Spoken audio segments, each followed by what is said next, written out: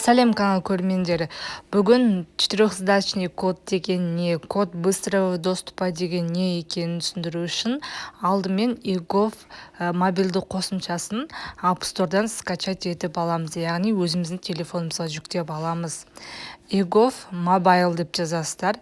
Кәдімгі орыс тілінде міне осылай жазсаңыздар болады, видеода шыққандай. Міне eGov Mobile деп тұр ағылшынша. Менде бар, бірақ обновить етемін. Обновить етіп қайтадан загрузить етемін. Ұзаса бір 5 минут алады. Одан кейін тіркелу жағын көрсетемін. Тіркелген кезде, eGov қосымшасына тіркелген кезде 4 таңбалы санды и сосын код быстрого доступа сұрайды. 4 таңбалы сан дегеніміз код быстрого доступа деген екеуі бір нәрсе. Оны өздеріңіз орнатасыздар, әрбір приложенияға кіргенде код орнатасыздар, 4 таңбалы. Мысалы, Каспидің приложениясына кірген кезде телефондағы сізден код сұрайды, 4 таңбалы, сол сияқты код ол. Так, загрузить етілді. Енді ашамыз осы eGov Mobile'ды.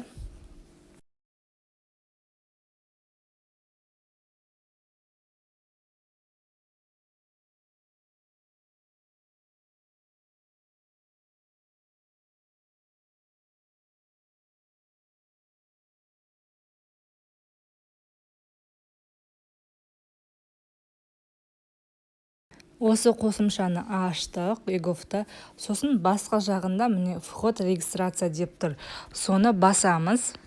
Вход регистрация, яғни өзіміздің атымызбен осы eGov приложениясына, мобилді қосымшасына тіркелу керекпіз. Міне сол жерде введите код для быстрого доступа дейді. Мына жерге 4 таңбалы санды өздеріңіз ойдан құрастырып жазасыздар. Мен 1994 деген санды қойғанмын. Қазір қайтадан жасаймын. Так. Өздеріңіз құрастырасыздар. Кәдімгі Каспиге де кірген кезде 4 таңбалы сан сұрайды ғой. Вот сол осы сан.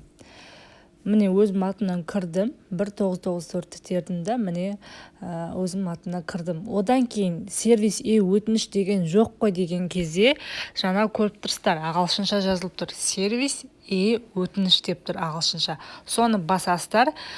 Басқадан кейін осылай шығады. Подача официальных обращений. Официальный обращение жіберуге болады. Қай жаққа, акиматқа, министерствоға да, любой жерге осы eGov мобилді қосымшасы арқылы, өтініш арқылы жіберуге болады. Сервис для усиления прав граждан в спорах дейді. Яғни қандай да бір проблема туындаған кезде осы eGov қосымшасын ашып қалып арызды жіберіп қалсаңыз болды.